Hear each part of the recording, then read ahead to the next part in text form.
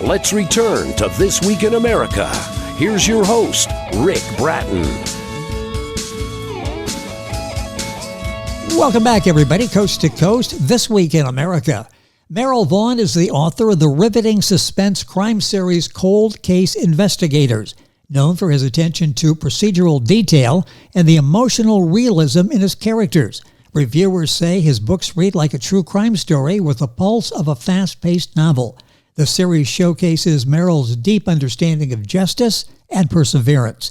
He spent his formative years in California, attended Pasadena City College and Citrus Junior College, earning his degree in 1971. Shortly after, he enlisted in the U.S. Air Force, serving at various stateside bases and completing multiple overseas assignments.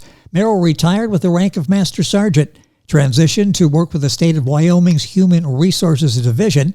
Despite facing disabilities that prevented him from returning to work, Merrill remained actively involved with several veterans organizations until his move to New Hampshire in 2004. In his new community of Pittsfield, he became active in local government. Additionally, he became a substitute teacher at the local middle and high school, teaching various subjects until his retirement in 2020. It was during his teaching career that he began jotting down ideas for a potential short story. Over 5 years, these notes evolved into his first book, The Kidnapping, which has since become part of the Cold Case Investigators series, with a sequel entitled The Happy Paper Hanger and a new edition, The Prostitute Killer. And back with us on This Week in America is Merrill Vaughan, author of the critically acclaimed Cold Case Investigators series. Merrill, welcome back. It is always a pleasure to have you here. Thank you for being back with us. Thank you, Rick, for having me back. Loved having the chance to talk about two of your three books. We'll be talking about The Happy Paper Hanger and the program today, but a little bit of background. I mentioned that in the beginning. It's interesting how this all started for you. At the head of the class, you're jotting notes down as you're a substitute teacher. Talk about that, because what you started off writing a short story, and it's become a really highly successful series of books that you've written. What were your thoughts back then when you were writing everything down for the book? Well, it happened to be during an English class. They were studying, of all things, Shakespeare. And they were preparing themselves for an exam, and I just started writing down notes. And it eventually evolved into The Kidnapping. It took me several years to do it, but once I got into it, it was fun. It was fun creating the characters, the plot lines, the twists and curves of a good novel, and reviewers have liked it. So. Well, they have, and they've mentioned so many things that you just talked about there, ideas that you wanted to use in the book, The Kidnapping. We talked about The Kidnapping before in the program. We've talked about the last show, The Prostitute Killers, and we'll talk about those briefly as we go through the book series today. If you go to our website, thisweekinamerica.us, or go to wherever you get podcasting, you'll be able to listen to the discussions on the other books that Merrill has written. We're touching briefly on all of them tonight, and then focus on the Happy Paper Hanger. Talk about developing the characters. In Kidnapping, it was Master Sergeant Patrick Johnson. Talk about him and how the story evolved with him. And it was a personal story, Kidnapping, wasn't it, with him? Okay, Master Sergeant Johnson is the husband of the wife that was assaulted and the father of the child that was kidnapped. He came home from lunch early and found his wife laying on the kitchen floor after being wounded. And his partners in his security police investigations unit are the ones that took the lead for the investigating of the crime until the FBI became involved. Because the crime was committed on a federal property, the FBI took the lead under what they call NIMS, N-I-M-S. National Incident Management System. Okay. And that precludes a lot of confusion and stepping on other people's toes, so to speak. And the trials and tribulations that Patrick Johnson went through while his wife was in the hospital, always hoping and praying that his son would be recovered quickly. And as it turns out, it took several years in order to do it. But it was his co-workers that created the company Cold Case Investigators after all three of them retired. And they continued working with the FBI and other agencies until they were able to recover the child.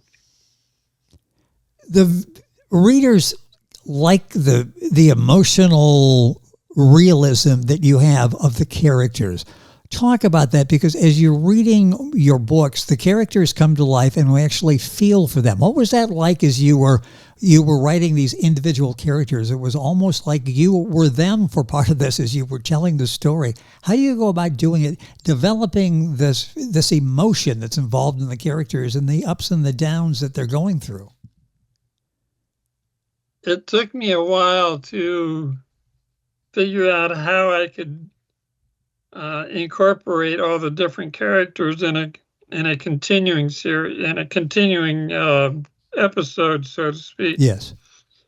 It was compelling to create a true crime situation to where military technology was incorporated, military training, the coordination with the different law enforcement agencies, the first several weeks of the escape of the person that did the crime, the ex-boyfriend, the intermingling of emotions of all the characters in the book. The mother, Patrick Johnson, his two best friends, the emotions of even the FBI agent, and it evolved into what it turned out to be. I was very satisfied with the way it was. And from what I understand from people that have responded to me, they're very satisfied with it at all. Also, some of them were surprised that I could write something like this.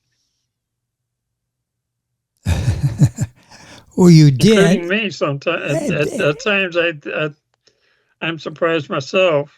It's amazing how you have this feel for your characters and the scenes that you create for them, and you were able to grab a hold of that psychological toll of the crime. It's not just the crime, it's the mental impact, the psychological impact the crime has. And you've got that in all of the books in the Cold Case Investigators series. Merrill Vaughan is our guest on the program. His website is very simple, merrillvaughan.com. You can link onto our website and get their books available, of course, Amazon, Barnes & Noble, the usual places. The other aspect of the kidnapping that's so impressive is your pacing. You keep the tension there, but it doesn't slow things down. The story moves along at what I would feel is like a realistic pace. How do you go into establishing the pacing of the book so that you get on with the story, but you don't end up with 40 pages and you don't end up with 700 pages? How do you balance that so you know that you're moving the story along and doing it properly? What I tried to do was cover both, what I call both sides of the coin. The family of Patrick Johnson, the emotional effect on his wife, and they were told that she would never, because of the assault, that she would never be able to have a child. Well, she ended up being pregnant and having a daughter. So that kind of smoothed things out a little bit. Yes. As far as the couple that took the child, I tried to incorporate how they played with his mind. Physically, he was unharmed.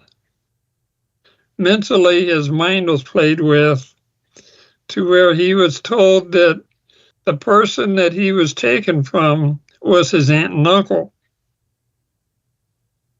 And he greatly appreciated, he loved the person that said that he was his daddy. And so I tried to incorporate as on how a 4 or a 6-year-old would be thinking. Actually 2 years old, because that's how old he was when he was taken. Yes. And so I tried to portray as to a child and to how they would react. I'll be honest, I did check with a child psychiatrist on this, as to on how a child would react to something like this happening. And the way it turns out is that it's very plausible that in real life it could turn out to be the same way. Because a child between the ages of 2 and 6 is very vulnerable. Well, you see the detail that Merrill uses in telling these stories. They are plausible. They make some sense, and you tap into more than just moving the story along. We understand the people and what we go through, what they have gone through. That was the first book in the series, The Kidnapping. The second book, which we've not talked about in the program yet, is The Happy Paper Hanger. I like this. I like the character here. I like how you've described the character. Give us a little background on the Happy Paper Hanger. He did pretty well for himself for a while. Okay, this one here took a completely, totally different Yes. twist to from the first book. There's 2 definitions of a paper hanger. One of them is a person that hangs wallpaper. Yes. The second definition is a person that writes bad checks. And that's what we're talking about. And that's what this novel's about. And in this case, the character of Scott Thayer is a self-made millionaire, but he's bored with being always on the up and up, always doing all the right things, but he's bored. He continually makes money, but he doesn't know what to do. And so he comes across this idea of, well, let's see how long I can play this game before I get caught. And he would open up these checking accounts under fictitious names, having just enough to open the account, get checks, and he would write the checks for $5-10 over the purchase of whatever it was that he was buying. And sometimes he would reimburse. He would pay the checks off. Sometimes he would just blow them off. He would have false addresses. Of course, banks back then, they didn't check addresses to see if the addresses were legitimate. In his case, he used addresses of homes that were burned down, businesses that folded up, and it took 5 years to solve it. And it was through the doggedness or perseverance of John Summers, one of the investigators, and that was able to suspect he knew who it was, but he wasn't sure until a fatal accident happened that the truth came out. In the end, Scott Thayer loses everything. He's no longer a millionaire. He's not even close to being one. And perseverance and justice was served in this case also. It's interesting. Just as justice was served in the first book. Well, yes, and it's an interesting. It's totally different. This is not your typical villain, is it? That you write about in your other two books that we're used to. This was a pretty slick white collar. He wasn't stealing anybody's identification, was he? He was just making up names. Correct. He was just making up names. In my case, when I was doing my researching for this book, I would go ahead and run a search on the individual names that I was using for him, just to make sure it wasn't somebody that was alive. And even though if they were, it'd be used in a fictitious nature. Yes. But in his case, he would just use names that popped into his head, that he wasn't scamming anybody. He wasn't stealing identity. He was just creating false identities. And again, this is back in 1996, and in the mid 90s, as to that scam artists were. I don't think that scam artists were really in existence like they are nowadays. Yes, it's common now, and it wasn't then. And he is a character. You'll be sort of smiling with what he tries to get away with, and then you'll take a different approach as he's doing something that's inflicting harm on somebody. It's just a real interesting character who comes out, and that's called the Happy Paper Hanger. That's number 2 in the series. And the first interview we did was for the newest of the book in there, and that's the prostitute killer. Talk about that, because this is an excellent story that unfolds here as well. Where did you come up with this idea? It because of a deep, dark secret in the killer's mind and the family background. They go after prostitutes. However, the first one to be killed was not a prostitute. She was a weary traveler that went to a motel that she knew at one time was a very high-class place. Yes. But in this case, when she got there, it was run down. It was a prostitute motel. And the room that she had was a room that was used by a prostitute, but she wasn't there the prostitute wasn't there that night. And they killed this innocent, weary traveler. And over the course of the years, more prostitutes were killed on the same day of the month.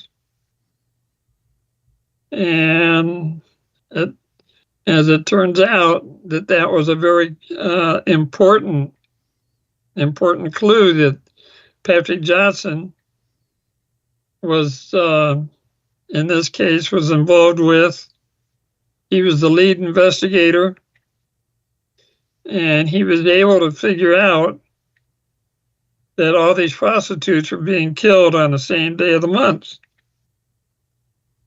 And through searching the internet and obituary archives of the different cities and locations, that they were able to figure out that the cause of the death was that the mother of the killer committed suicide because her husband had an affair with a prostitute on or about an anniversary.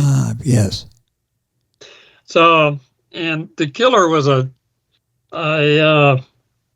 skilled surgeon that was highly respected in both the medical community and the community where she resided at. And her brother was a police officer.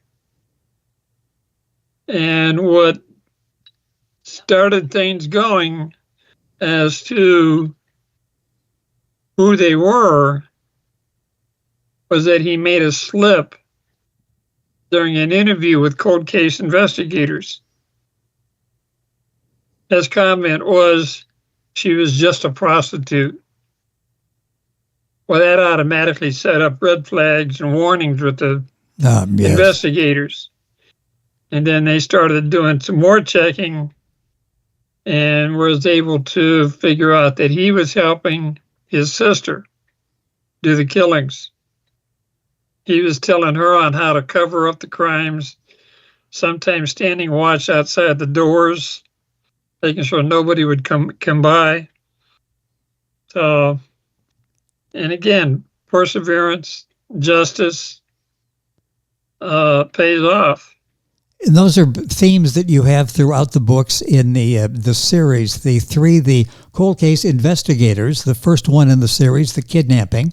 The Happy Paper Hanger is number 2, and the last one that we talked about recently with the prostitute killers that Merrill was just talking about. You are an excellent writer, a gifted writer in the way you tell stories, the way you develop these. I love reading reviews when people are saying, he's giving me enough clues. I'm trying to figure this out as we go along here. This is fun. So the reader is mentally engaged in the storytelling to try to see where you're going next and to figure out what's going to happen and how this is all going to unfold at the end. These 3 are available now. What are you working on? I know you've got a couple of books I think that you're working on. Okay, there's a book that's due out almost any time now. It's called Through the Eyes of the Warrior. It's a story that is centered around a Vietnam veteran. And we've been, my publisher, the paper rights, and I have incorporated my veteran poems into the storyline as to on how writing helps